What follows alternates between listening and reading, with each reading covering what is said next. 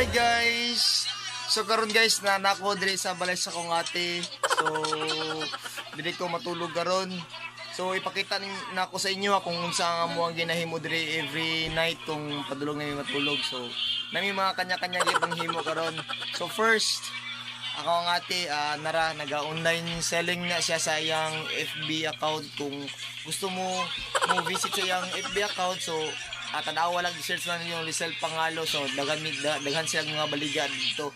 Kung gusto mo mga kaldero, karahay, cellphone, mabag, naanal do sa iyang account, FB account, APM lang siya kung gusto mo guys. Muna yung ginabot every night basta wala lamig ginatrabaho diri. Second is nara kani si kuan pamangkin ako ni siya. So na-scam siya yung cellphone niya, yatag siyang uyab. Ang na-scam siya sa yung cellphone na yung yatag. Abi siguro na-expect sa gwapo niya. Kung dahil gwapo gila tinood. So, narin siya. Tapos narin siya uyab, tagamo Ang uyaban niya kay kuan manakaiglubi. Tapos na si John Ray. Si John Ray.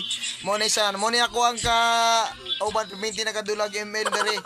Sa katong tanaw sa ko ang email katong nag-export mo ni siya. Siya akong pamili kauban, adik mo nag-email yung bataan eh. So tapos guys, aside pa sila guys, tapos bidre sa kwarto. Sa kwarto, narapan. Kani si TikTok girl.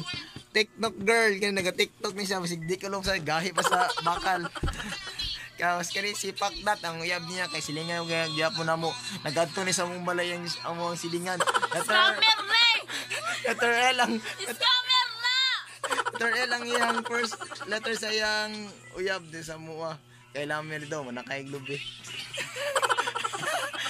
So, kato lang guys, katong wala pa naka-subscribe sa akong YouTube channel, so paki-subscribe na lang ko guys, Gibo TV.